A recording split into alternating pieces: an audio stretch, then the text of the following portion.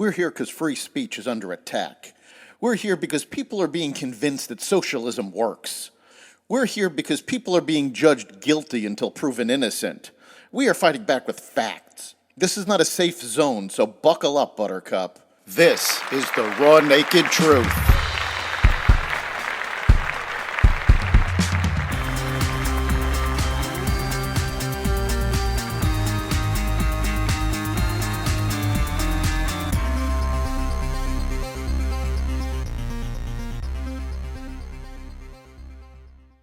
Oil prices rise, NATO expands, and more.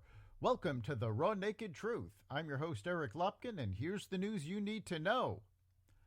The Chinese spy balloon that flew across the U.S. was able to gather intelligence from several sensitive American military sites, despite the Biden administration's efforts to block it from doing so, according to two current senior U.S. officials and one former senior administration official. China was able to control the balloon so it could make multiple passes over some of the sites, at times flying figure-8 formations, and transmit the information it collected back to Beijing in real time, the three officials said.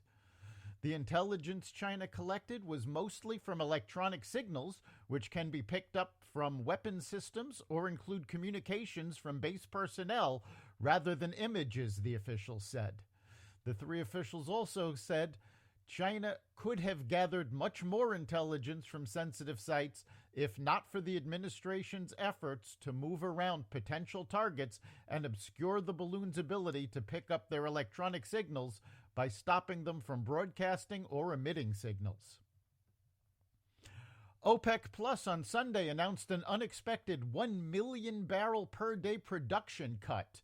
The group of oil exporting countries, led by Saudi Arabia and Russia, had previously said they would keep supply steady. The reversal threatens to push energy costs higher and slow an already weakening global economy. Saudi Arabia pledged to cut its output by 500,000 barrels a day. Kuwait, the United Arab Emirates, and Algeria also plan to reduce production. Russia said it would extend its March to June reductions through the end of 2023. OPEC Plus clearly want a higher price, said Gary Ross, a veteran oil consultant turned hedge fund manager at Black Gold Investors. News of the cuts sent oil prices jumping 5% early Monday.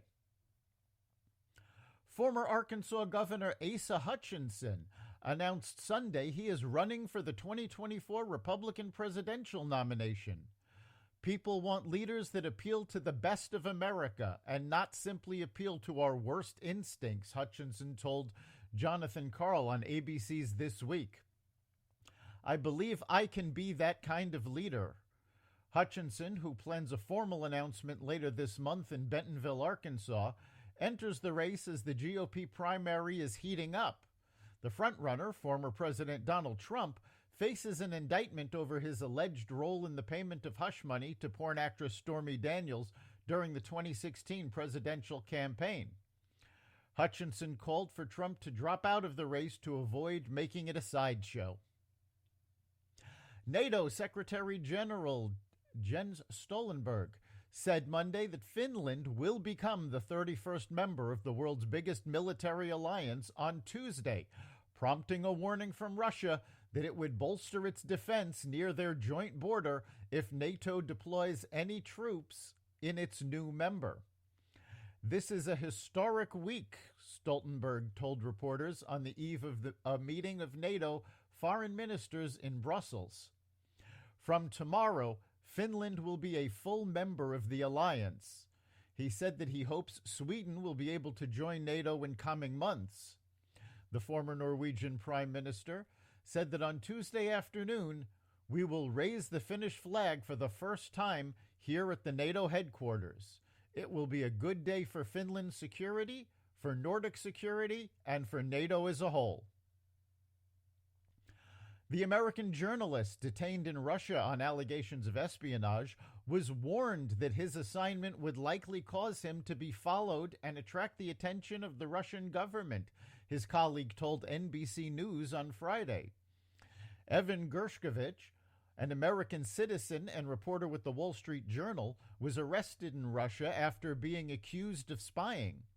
Dmitry Kolezev, an independent Russian journalist, told NBC that Gershkovich was possibly trying to report on the Wagner mercenary group and that he was aware that his actions would likely elicit a negative response from Russian officials. Kolezev said Gershkovich was pretty sure that they wouldn't touch him because he was an American journalist working for a famous newspaper. Unfortunately, that prediction turned out to be false. That's the Raw Naked Truth. You can catch every episode of The Raw Naked Truth at xvadio.com/podcasts, the Apple Podcasts app, Google Podcasts, Spotify, iHeartRadio, Stitcher, Amazon Music, Audible, and other platforms that respect freedom of speech. We'll see you next